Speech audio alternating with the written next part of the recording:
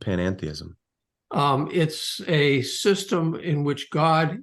I'm not being funny here. God is bipolar in panentheism. He has Okay. one pole that is located in that which is completely transcendent, and he has another pole that is located in that which is immanent, which is the earth. Oh. And in his relationship with the earth, God affects the earth, and he's trying to change it for the better. And the earth also affects him. And the end result of that is that we can't know for certain how things turn out. We can hope for the best, but we can't know. We can't know because It hasn't happened yet, and God's still working with us, and we're still working with God. okay, so they're affecting each other, really changing each other. Yes, right. Mm-hmm. Okay. And in that system, is there a single mind? Is it a single consciousness, or are they two separate wills? I don't know that. I don't actually know that. I'd actually have to research that more Is it something like the Gnostics have the demiurge? I think it's called. Mm-hmm.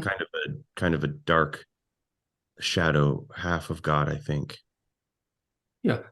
In panentheism, there is only one God. He's a bipolar God. So he's one entity. What I'm working with is because in pantheism, you generally have a God that is impersonal. It's a force. It's not at all personal with anybody. But in panentheism, if God is going to interact with the world, in some way, he has to be personal. And yet he's got a pole sticking out there that doesn't have to be personal. So I don't know how they resolve that. It's interesting because you got very close to describing the Trinity model. We've got to interact with the world, he incarnates, he comes down and becomes a personality. And then you've got a God in heaven, spirit that is separate from the world, can't be beholden by the world. There might be some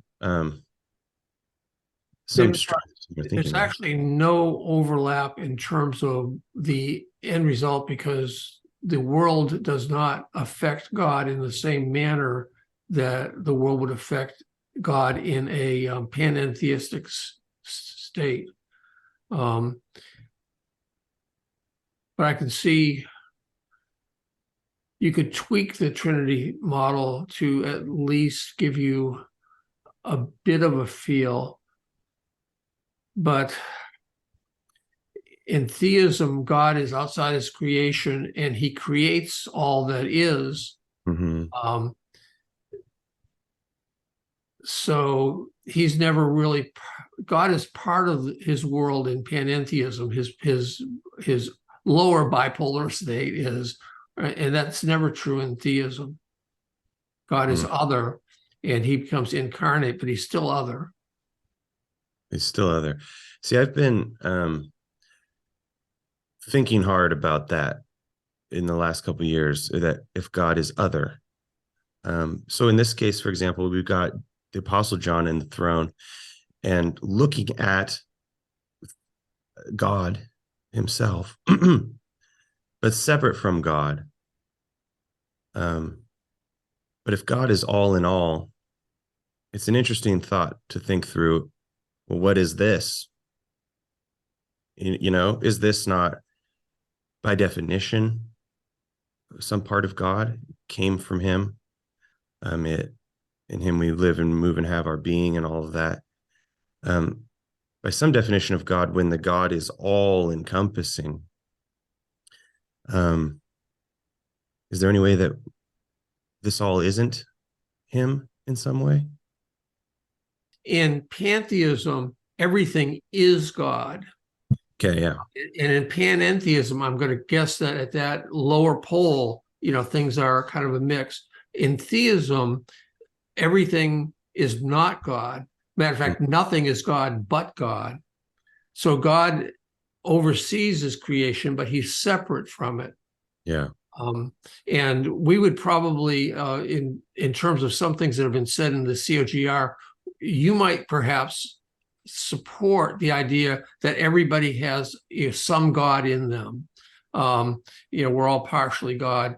I would deny that, because I would say we are a creation of God, And yes, our spirit and the Holy Spirit have some to do with one another, but Mhm. we don't intuitively start off with that spark of God within us.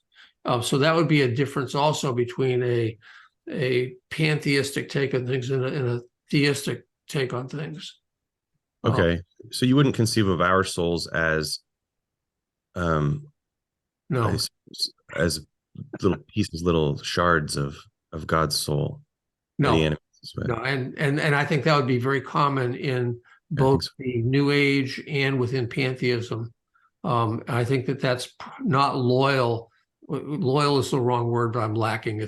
I'm old. Um, uh, it's not what you see in theism, I don't think. Yeah. There's some analogies for that. Fruit that comes off a tree. I mean, is that part of the tree or is it a different thing? My children. Um, it's one of that's a very interesting. It's a very interesting discussion. Yeah, and the nature of the soul also comes into that. Disappointment is a bitter pill to swallow, paying back the hope I borrowed from someone I never knew. And it's a forfeit, humans in the suits of heroes, undressed by whispered conspiracies, in quest for the truth.